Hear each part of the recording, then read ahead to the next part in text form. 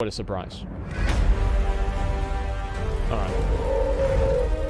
Hey everyone, and welcome back to a surprise video. The Surprise. return of the Lich King. Well, being real with you, it's not like he's been gone for that long. He was very active during Legion, and of course with us paying him a visit in battle for Azeroth. Indeed, all of that had led to much speculation, with it being clear that the Lich King's patch 7.0 reintroduction would be paving the way for a future story. Right. Well, today we are seeing the next steps there. And by the way, if you're interested in the obvious elephant in the room here, do be sure to watch yesterday's video, which covers that in a lot of detail. Okay, Right. patch 8.3's data mining has been, I'd say, absolutely wild thus far, dropping more lore reveals than we can really keep up with. Now, the first major discovery here, of course credit to Wowhead, was that the allied race Death Knight textures had been found. Now, you might just be thinking, oh, that's just a fan-requested feature, but there's far more to it. So, allied races can't be Death Knights right now because of lore reasons. The Death Knights of Azeroth were risen and were robbed of their free will by the Arthas Lich King, only to be freed by Tyrion. Then, of course, that's sparking off an alliance between the Ebon Blade and the Argent Dawn. But I don't think that the lore is why Blizzard hasn't made the allied races Death Knights. I think that it's simply because they don't want to deal with it. I really don't think the lore is the limiting factor here. Now, maybe I'm wrong, but that's my opinion. past that, though, people aren't making Death Knights in the current day. Well, you know, bar the Four Horsemen in Legion. Now, that's why I say the Pandaren couldn't be Death Knights. So, for there to be an allied race Death Knight, that means that somebody's got to be creating them. Who? Well, I think it's rather clear, the Lich King. Why do I say that? Well, because Wowhead also found an encrypted Lich King sound file. Now, here's the deal. Blizz only encrypt important stuff, like the 8.2.5 cinematics or, say, promotional mounts. So that means that for them to encrypt this shows that it's a pretty darn major reveal, one that maybe if we got it now would color our perception of the future. Indeed, if it's tied into, say, a BlizzCon announcement, then getting an early glimpse would steal their thunder. And this absolutely is a major concern for Blizz across the board. Patch 8.3 will release after BlizzCon, but it will be in testing before BlizzCon. And of course, BlizzCon will be an expansion announcement, so it's a tricky position for them to be in. Now, more on that sound file in a bit, but the first thing I'd like to talk about is, well, this. Death Knight, Lightforged Draenei. That's a bit wild. I've got to wonder how the process works, especially because it would not be like somebody being a paladin in life and a Death Knight in death. The Lightforged have had their bodies infused with the light's essence, like all the tattoos, the stuff that's going on with them. If you actually read into the lore, it can be an extremely painful process. Now, what does that make me think of? Who does it make me think of? Well, obviously, Kalia Menethil, our new light-created undead who will likely still be pretty forsaken. weird, man. Of course, who's Kalia's brother, Arthas. So I've got to wonder if Blizzard are going to acknowledge that becoming a Death Knight for a Lightforged would be a really hardcore experience. Now, this is not all in terms of Lich King references. So we've got Talia, right? She was a new character introduced in Legion. She is the daughter of Bolvar. She's actually aware of her parentage, but she's not ultimately aware of Bolvar's fate. Now, is this gonna be like a fucking Darth Vader situation where, you know, Bolvar is like, I'm your father, and she's like, no! He's like, that's right, and I'm the Lich King too. I could just only imagine this is what's gonna happen, man. And I guess it's like, okay, yeah, whatever, that's fine. But at the same time, I'd kind of like to see, I'd kind of like to see something a little bit more unique. But yeah, I feel like that would be kind of like an awkward thing, like, hi, Dad. And it's the Lich King, you know, like, I don't know, I was thinking it'd be funny. Hopefully Blizzard does it the right way. Keeping like it a secret from her. After all, Bolvar did command everybody to say that the Lich King had died and that Bolvar had died with him. Now, as much as we're going to be taking that literally, they made the statue I to think tell it is everybody also that. worth bringing up the double meaning there. I'm fairly sure that, well, Bolvar, as we knew him, is dead. Being merged with the Lich King, you know, sitting atop the frozen throne and the Helm of Damnation that even shows him visions that he admits he can't really understand. Well, that changes people. I mean, Bolvar commanded his Death Knights to steal Tyrion's corpse in order to raise him as a Death Knight. That's not something that regular Bolvar would do. So when he says that... Well, it's also not something that evil Bolvar would do. Like, Bolvar wanted to raise Tyrion because he wanted to use Tyrion to fight the Burning Legion. So even though Bolvar was doing something, it's like, is raising Tyrion kind of a dick move? Yeah, I mean, I guess. But at the same time, he's trying to raise Tyrion to help him out again. So is it really that bad of a problem? It was a good thing. Yeah, it was a good thing. Like Bolvar, it's like the new Lich King is like Illidan. Illidan had good intentions, but he's just a fucking asshole, right? And he was like, you know what? He's like, you know what? If this is a problem, it's like, oh, your arm hurts, cut off your arm, right? It's like, yeah, it's a solution, not a good solution, but yeah, points for trying at least. That's basically what's going on here. I really don't think that the Lich King is like this fundamentally evil force. And to say that like, oh, his mind has been corrupted as time goes on, that is such a cheap ass bit of fucking bullshit, dude. And here's why. Is because if that happens, then people are going to be like, well, how are we supposed to know that? Like, it's going to come out of nowhere for people, because last time they thought of it, they're like, oh, we were talking to Lich King. That's the guy that gave me my legendary. That guy's awesome. Or my artifact weapon. That's my boy, dude. It's the Lich King. That's basically like the High Lord of the Paladins, except for he's the Low Lord, you know, or it's a fucking Lich King, okay?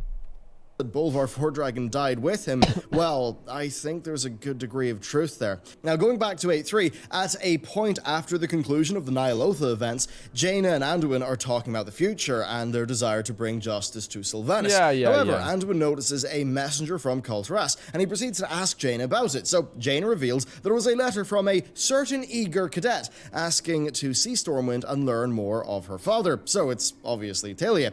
Now, Anduin says that, just to tell her that it's not a good time for visitors. That's kind of interesting, because Jaina actually thinks that she should hear the truth, but then Anduin reminds her of the secret that they swore to keep. Still, Jaina does respect his authority and says that it is Anduin's call. Now, this is very interesting. Clearly, Anduin is kicking the can down the road here, because earlier in BFA, he actually told her that when time permits, she could come to Stormwind and that he would share stories about her. He's gonna fuck the shit out of her. Like, that's what's gonna happen.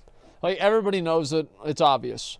Right? Like, that's clearly what's going to happen. Like, as I said, everybody knows. And it's going to make things interesting, too, right? Because, like, imagine, like, you're dating this girl, and then her dad turns out to be the Lich King. I don't know. That seems... That sucks. Like, for what? It just simply sucks, man. Relatable? Yeah, I guess so.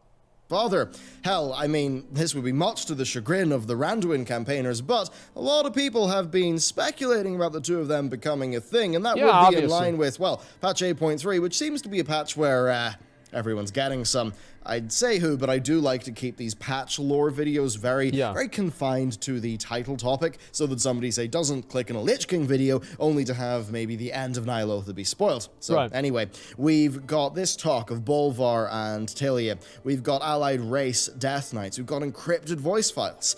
Death sure is important to World of Warcraft. I think we need to go back, though, to the Vol'jin questline of Battle for Azeroth, because just before we travel to Icecrown, Bomsamdi says this: "It be more than a pretty throne, it be an anchor that holds this world to the next." So, yeah, clearly it's a gateway to the Shadowlands, or something to that effect. What? Now, we know that Sylvanas wants everything to serve death. Now, we don't know if she's referring to a particular death entity, or death itself, or that she just wants to master death, but either way, the Lich King is not a fan of her, saying that she pretty much upsets the balance. Now, given that Blizzard are setting this up, you know, just before the next expansion comes out, I think it's highly possible that this could be a feature in it. Now, if we were going to the Shadowlands, which I think I think that's a given, right? Based on all the lore we've got thus far, and where we last left off with Vol'jin, then the Frozen Throne is clearly going to be important, with it being an anchor between worlds. Now, what form the Shadowlands stuff could take, like, we don't know right now.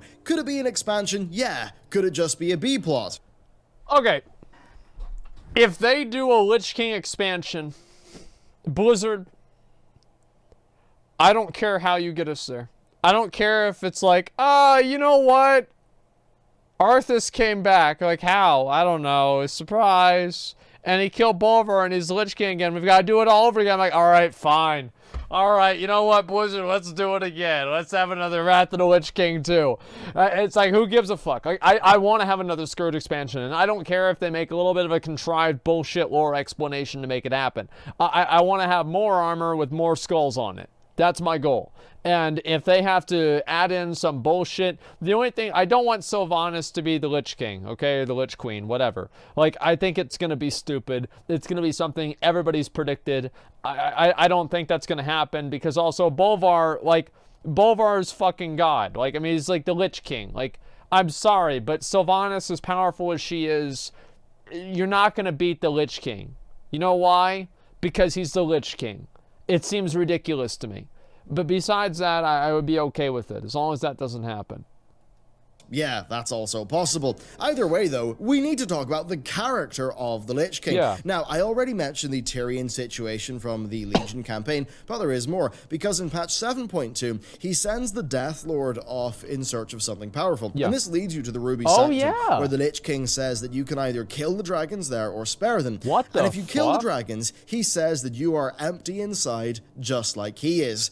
Now, what happens next is a bit What more spooky, the because you fuck? make your way to where the red dragon that Wow. you're about to raise up is lying, only for you to come upon Feral Scourge. Now, the Lich King threatens you here. He says that if you win against the Feral Scourge, yeah, you can claim the dragon, but if you fail, that he will claim Arcturus, noting that he has plans for the Citadel. Again, pretty spooky. Then finally in BFA, he informed Vol'jin that Vol'jin was neither damned nor was he undead, and that he did not belong in the Frozen Throne. Then Aer even said that Vol'jin had been touched by the Hand of Valor. So, as you can see, yet more mysteries here with these death characters and with the Lich King's motivations. I think, as you can see here, the Lich King is cold, but I don't think he's evil. I think he knows his place in the world and essentially doesn't have emotions. Like, he informs Vol'jin that his domain is not right for him. He threatens the Death Lord, but he doesn't seem to be anti-Azeroth. He doesn't approve of Sylvanas, thinking that she upsets the balance of things. So I think this clearly means that his duty is to preserve a sort of balance. But that basically to do that... That's the whole reason why Bolvar was the Lich King.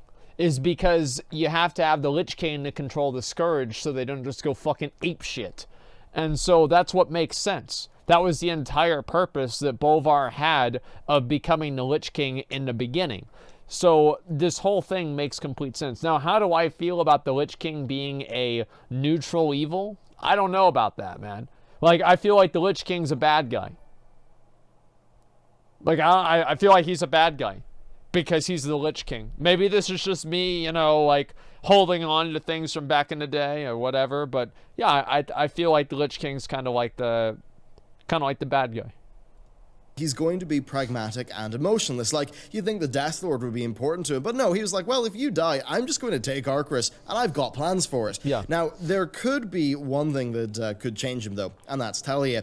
Now, the reason why here is that this could be playing into an aspect of Arthas that we didn't see, even though so many characters wanted it to happen. Yeah. They wanted a bit of the old Arthas to break through and fight back, and we sort of saw that happen after his defeat. Now, in this case, I would wonder if her journeying to the Frozen Throne and confronting her father would change him. You know, if that happens, I think his reaction would really define the lore, because it could go really badly, right? She could get killed, raised up as a Death Knight, something like that. It could, though, go well. It could warm the heart of the Lich King, maybe to the degree where it would increase the influence that Bolvar's old personality and attachments actually have on the new Lich King persona. Now, do remember here that Arthas merged with the Lich King in year 22 and emerged in year 27. That was a 5-year melt. Bolvar took up the crown during year 27. We currently believe that Legion ended on year 33, so... I don't even know if they have a timeline for this game at all. I have no fucking idea how any of this is supposed to work. Like, that is just so beyond me. Probably BFA's year 34. And then around year 33, we saw Bolvar Lich King, like, be a lot more active in the story. Technically, though, he's 2 years late when it comes to actually standing up off his throne and doing things. So, could all this tie into an expansion? Well, I think that Vol'jin is going to be a Zeratul-like character if you're a StarCraft fan. You know, when we last left him, he was beginning a quest for knowledge into the Shadowlands with the goal of working out who had interfered with his soul and who had influenced him to name Sylvanas as the War Chief. So, he's likely going to spark off being the harbinger of something, right? He's going to have major lore drops for him. He'll probably be the herald of an upcoming crisis, likely one to do with the Shadowlands. We'll probably then see Blizzard cash in on the current hunt for Sylvanas, and then with, you know, just all that we've established so far with the Shadowlands, which I've talked about in other videos. So, is this the next expansion? To be honest with you, I've got no idea, right? It certainly could be, right? It would not be surprising given how much Blizzard have teased during BFA, how heavily they've teased it. I think we'd likely see the Lich King be an allied character in that he, you know, he's going to want the best for Azeroth, I think, but he's going to be inherently untrustworthy to us because, you know, he won't really be at his core emotionally driven. He's not... I don't think that the Lich King should be on our side because he's the Lich King. That's my opinion. I don't like it. I think it's stupid. I can agree with Sargeras being allied with us because I just feel like that makes a little bit more sense with like destroying all the planets and everything and like his purpose. But the Lich King, like, fuck that, man. Fuck that, man. It's Arthas, not Bolvar. It's not Arthas or Bolvar. It's the fucking Lich King. You know what? He's got the fucking helmet on. He's the Lich King, dude. He's not Bolvar. If he was Bolvar, they'd say Bolvar. They'd say call him the Lich King because he's the Lich King. Fuck, man. Like, equal with Sargeras? No, Sargeras is different. But, like, what I mean is that, like, they're going to break Sargeras out of jail with Illidan and a couple of expansions to have us fight the Void Lords, right? Everybody knows this? Like, this isn't a surprise to anyone, right? I mean, everybody just kind of knows this is going to happen. Okay, yeah, I thought so. Going to respect things like life as much, I suspect. I think Talia will be a major character, Vol'jin will be a major character, and the various related Shadowlands entities will also be major characters. That's the like of Aegir, Bomsamdi, maybe even Odin, probably like Muzala, maybe even Hakar. Now, I'm going to leave you with some tidbits here, right? This is really fun. Neither Ner'zhul nor Arthas fully unleashed the undead. And that was confirmed by Chris Metzen ages ago. And Chris even said that we should speculate as to why. Now, of course, Chronicle later did suggest that it could have been that they were aware of the existential threats to the planet and planned to use the undead sort of in that capacity, but still a bit of a spooky thing. And I've got another tidbit for you, because whenever Bolvar put the crown on his head, Blizzard played the main part of Yogg-Saron's theme. And Blizzard later said that there was a deeper connection there between those two characters, but that they did not do it justice in-game. So, with what I've teased you with, I'll now take my leave. But, well, let's just play the clip. Thank you for watching. I'll see you next time.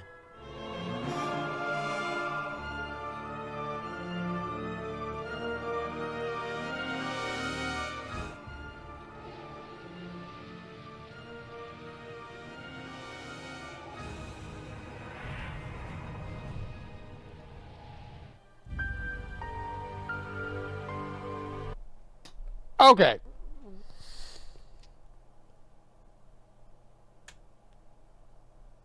That's extremely interesting. That is extremely interesting. Yogg-Saron? Whoa, what's going on here, boys? I cannot believe that they planned it that far in advance. I'm sorry, I can't believe it. Like, there's there's no way, dude.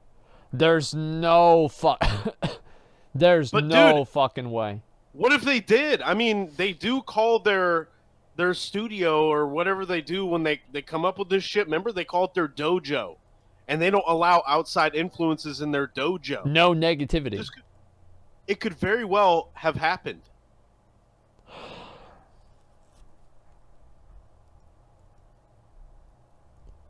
Holy shit, man. Wow.